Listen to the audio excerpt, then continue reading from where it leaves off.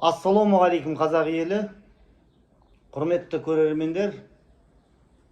Міне бүгін жаңалық жетті. Росатомпром Қазақстанда атом электростанциясын салатын болды. Бұл нақты ақпарат. Енді мынау билікке қызмет ететін блогерлер қанша бізді мынау атом электростанция салғанда, мысалы Диас Құзайыров арнайы қолдайық, мүмкін оны Америка салат шығар, мүмкін оны Жапония салат шығар деп агитация жүргізді.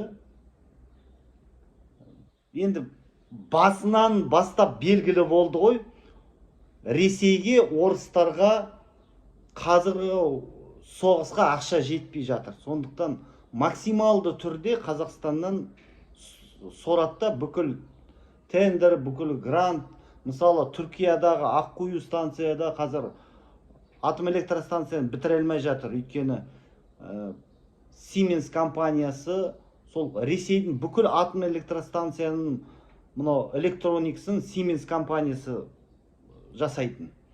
Сол санкцияға Алмания қосылғасын Siemens компаниясы сол құралдарды Ресейге бермейтін болды, содан Аққую тоқтап тұр. Бангладеште 20 жыл болды, білесіздер, Ресей атом электростанцияны салмай тоқтап тұр. Енді бірақ Қазақстанның блогерлері Мұрат Мұхамеджанов, Диас Құзайыров, тағы кімдер, олар енді КМБ-ның қармағында да, крючогында қылмыстық іс қозғайды, бірақ мынаны айтасың дейді. Болды. Қысқасы, Тоқаевтың үкіметі келгелі бүкіл заңдар қазақ ұлтына қарсы қабылданып жатыр да. Парламентте орыс тілін қорғау туралы заң қабылданды. Оған қатысты олар ештеңе айтпайды, стримдар арнамайды.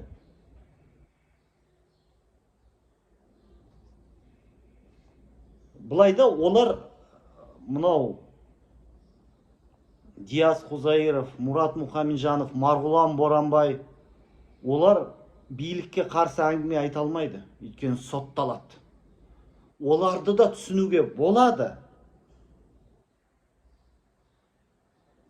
Бірақ ем болмаса жағымпазданып, мақтап, басқа тақырыпта айтшы, тарих, Шыңғысхан, Алтын Орда, бірақ сен неге қазақтарды алдап басқа арнаға өтірік, ана сепаратизммен күрес, бір алқаш бір орысты соттаса, міне біздің жеңіс, бізде көп адамдарды қаншама ұлтым жерім деген сотталып, өлтіріп, өліп жатыр. Оны айтпайды. Ресейге тиімді заңдар қаншама Ресей компаниялары Қазақстанда тіркелді. Сбербанкты Қазақстанның самұрық қазынасы сатып алды. Неге біз Қазақстанның ақшасына, неге біз Ресейдің банкрот банкын сатып алу керекпіз? Неге соны айтпайды? Ол блогерлер айтпайды. Бірақ қазақтарды алдамандар. Диас Құзайыров, Мұрат Мұхамеджанов, Ерғали Көпеев, Марғұлан Боранбай. Сендерді тыңдайтын, сендерге сенетін адамдар бар ғой. Олар да ойлайды ғой, олар қазір әдейі отвлекающий маневр істеп жатыр деп, сендерге сенетін адамдар бар ғой. Онда саясатқа араласпаңдар мүлдем. Қаншама қазақтың санасын улап жатсыңдар. Мына билікте патриоттар бар, КМБ-да ұлтшылдар бар деп. Неге сендер бізді неге алдап жатсыңдар? Қазақтар шынымен сеніп қалады ғой, біздің егемендігіміз бар деп.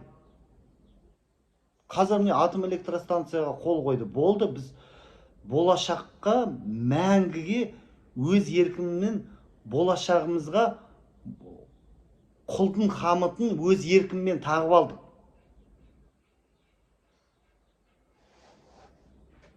Қазақта бір сөз бар, жағаласқан жаны қалады деп.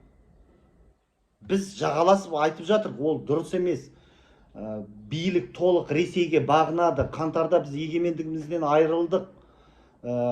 Қазақстан мен Ресейдің арасында демаркация, граница біткен жоқ. Ресей біздің егемендігімізді мойындамай, 2,5 мың километрімізді мойындамай қол қойған жоқ.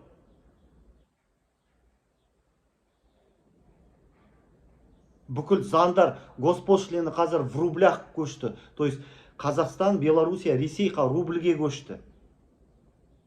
Бұл толық егемендігімізден айырылдық деген сөз.